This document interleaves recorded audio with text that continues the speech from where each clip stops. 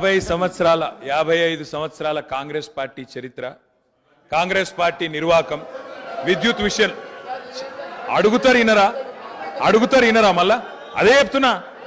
అధ్యక్ష నేను చెప్తలేను, వైట్ పేపర్లో ఇలా చాలా గొప్పగా ఈ ప్రభుత్వమే స్పష్టంగా చెప్పింది అధ్యక్ష. ఏం చెప్పింది అధ్యక్ష? మాకు ప్రజలు 11 సార్లు అవకాశం ఇస్తే, 50 ఏళ్ళ అవకాశం ఇస్తే మేము ఇయ్యగలిగింది 2014 నాటికి 6 గంటల కరెంటు మాత్రమే.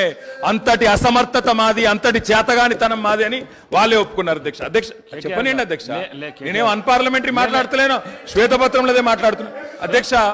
కాంగ్రెస్ అధ్యక్ష ఇప్పుడు మీది కాంగ్రెస్ పార్టీ కాదు సార్ అధ్యక్ష, మీరు మాకు అవకాశం ఇవ్వాలి సార్. తప్పు సార్ సార్, ఆయన మాట్లాడినప్పుడు నాకు అవకాశం ఇవ్వాలి మీరు దయచేసి అధ్యక్ష.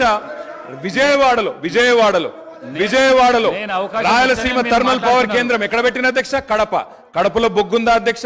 కడపలో నీళ్లున్నాయా అధ్యక్ష? విజయవాడలో బొగ్గుందా? ఇలా బాగా మాట్లాడుతున్నారు.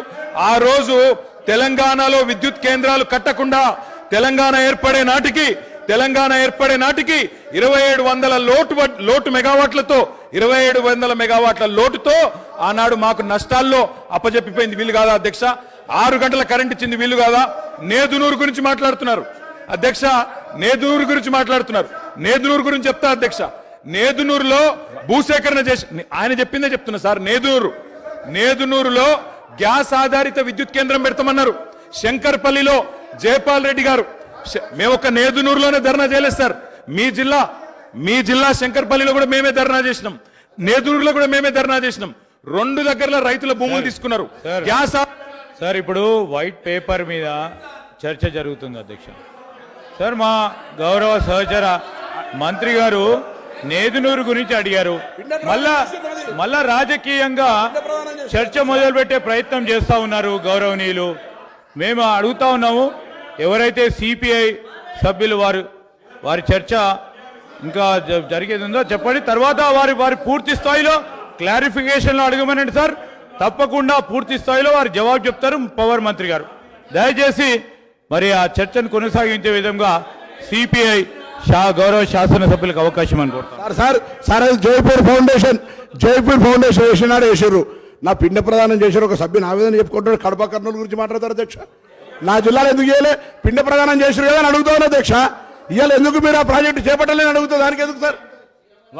మంత్రి గారు అడిగిన ప్రశ్నకు జవాబే ఇవ్వండి మీరు దయచేసి.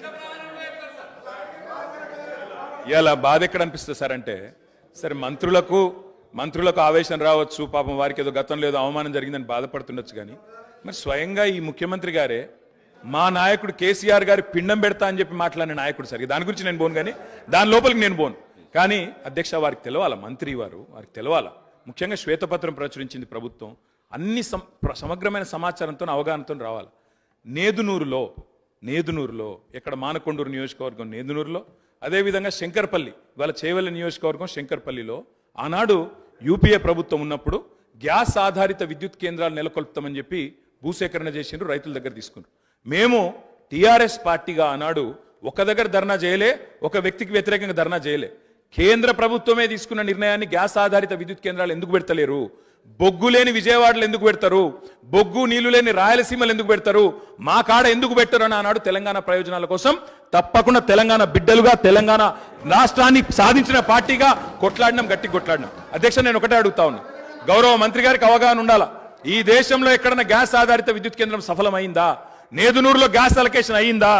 ఏదో అక్కడ హాట్ స్పాట్స్ గా భూములు తెచ్చిండ్రు, ఏదో క్లియరెన్స్ అన్నారు, పారేసిపోయిండ్రు తప్ప ఆనాడు యూపీఏలో జయపాల్ రెడ్డి గారు స్వయంగా పెట్రోలియం శాఖ మంత్రిగా ఉండే గ్యాస్ అలొకేషన్ చేయలే. గ్యాస్ అలొకేషన్ చేయలేదు కాబట్టే ఆ 2 ప్రాజెక్టులు టేకాఫ్ కాలేదు. నేను మంత్రి గారిని కోరుతా ఉన్నా, ఇప్పుడు టేకప్ చేయండి. ప్రభుత్వం మీది. నేదునూరులో పెట్టండి, శంకర్పల్లిలో పెట్టండి, తప్పకుండా పెట్టి ఇప్పుడు హామీ ఇవ్వాలా. ప్రభుత్వం కమిట్మెంట్ ఇవ్వాలా. గౌరవ డిప్యూటీ సీఎం గారు హామీ ఇస్తారని చెప్పి కూడా నమ్ముతా ఉన్నా. ఇంకొక మాట కూడా అధ్యక్ష, ఇవాళ ముఖ్యమంత్రి గారు చాలా మాటలు మాట్లాడినారు. ఒక మాట మాత్రం నేను చెప్తా అధ్యక్ష. ఇవాళ నోటికొచ్చినట్టు అక్బరుద్దీన్ ఓవైసీ గారు మాట్లాడుతుంటే వారిని అవమానిస్తారు, ఇక్కడ మేము మాట్లాడితే మమ్మల్ని అవమానిస్తారు. సార్ కోనమనేని సాంబశివ గారు సార్ ఒక నిమిషం సార్